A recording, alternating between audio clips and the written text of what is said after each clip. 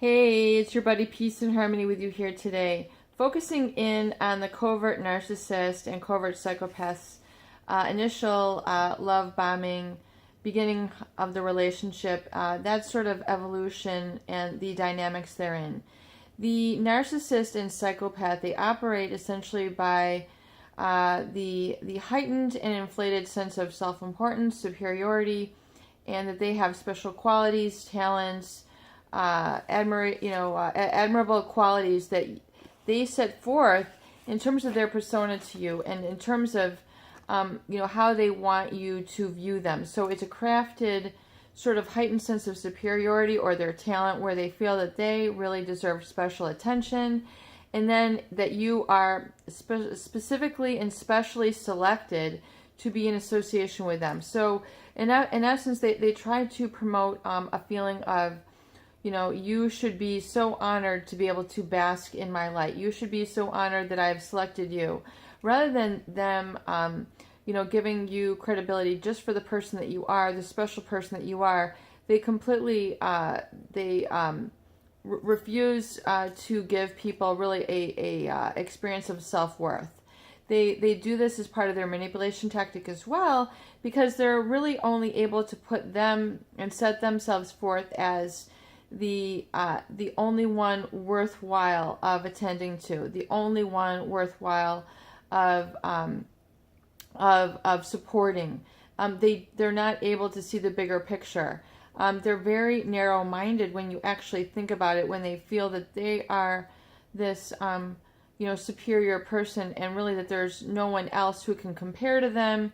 I mean, some of the talk or some of the behavior, especially of the covert narcissist, really is along those lines. In other words, they have a very insidious way of creating this atmosphere like they are, I don't want to say irreplaceable, but they are your ticket.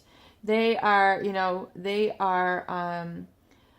your sort of answer. And they tend to wear this sort of superiority on their sleeves. So, for example, a healthy person, let's just use a musician for an example.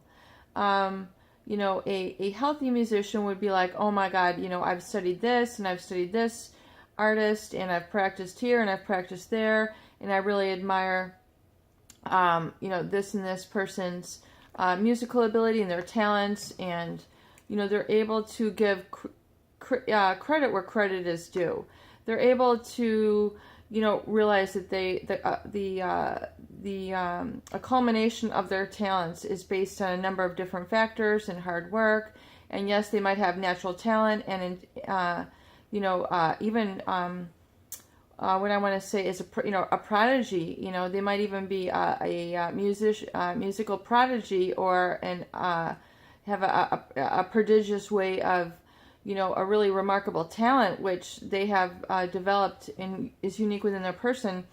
But they are able to honor that and relate to you. They don't use it against you. The difference between the narcissist and the psychopath is that they tend to use this superiority against you.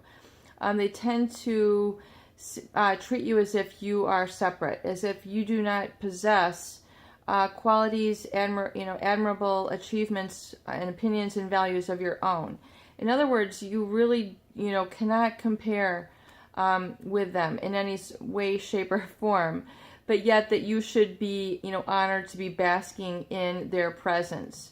And so it is this really, especially in the love bombing, people, I think, feel enamored and infatuated with these people because they're so unique, or there's something that they really adore and love about them.